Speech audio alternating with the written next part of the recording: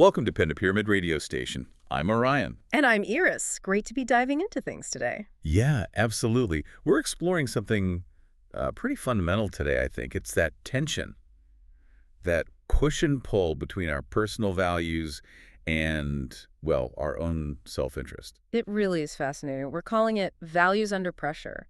Idealism versus personal gain. It plays out constantly. It really does. And, the ideal is, well, it's pretty clear, isn't it? Right. In a perfect world, what you believe in and what benefits you just line up. No conflict. Exactly. Yeah. You support the ethical coffee shop, you buy the sustainable T-shirt, you work for a company whose mission you just, feel doing good is good for you. Simple. If only it were always that simple. But life tends to test that, doesn't it? It sure does. I mean, think about it. Maybe you've been really strict about boycotting a certain brand, say, for their environmental impact. Yeah. Then suddenly, their stuff is like half price compared to everything else. Seriously cheap. What do you do? Oof. Yeah, that's tough. Or maybe you've been quite vocal, criticizing some big corporation's green policies or lack thereof. Right. And then they call, offer you that dream job. Amazing salary, great benefits, better than anything you've seen.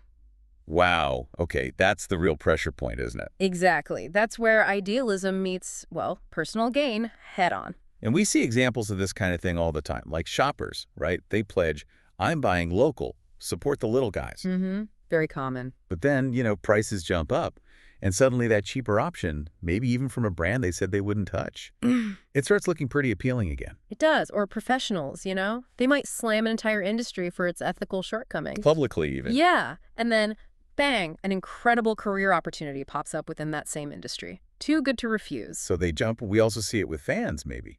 Like a celebrity they love does a brand deal that feels off. Kind of sells out, maybe. Yeah, something like that. The fans complain, but they still stream the music or watch the movies because the art itself, it means too much to them personally. And it's important to add, this isn't always just hypocrisy, plain and simple. Good point. Sometimes it's about survival or, just juggling different priorities. Maybe that cheaper product means you can afford something else essential. That job means security for your family. Right, it's complicated. Life is messy.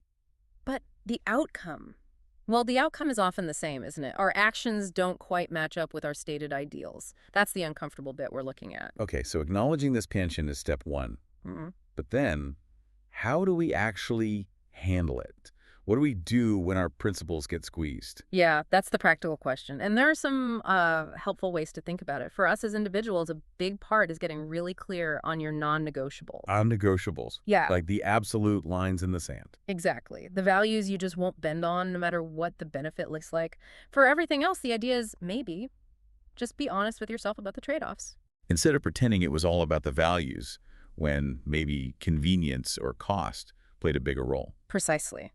Just own the calculation you made. Now, for businesses, especially those trying to be ethical. Yeah, what about them? This must affect them hugely. Oh, definitely.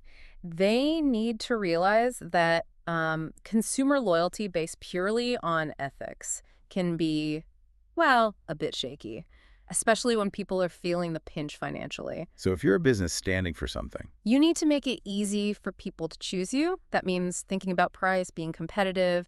It means showing clear proof of your impact, like here's the good we're actually doing. okay, And just consistently acting in a way that keeps your values and the customer's benefit aligned. Don't make them choose between their wallet and their principles if you can help it. that makes a lot of sense. It kind of brings it back to us, the listeners, too. It makes you think, when was the last time your principles were really put to the test? Mm-hmm. Did you manage to stick to them? Or did the personal benefit pull you in a different direction? And here's a tough one.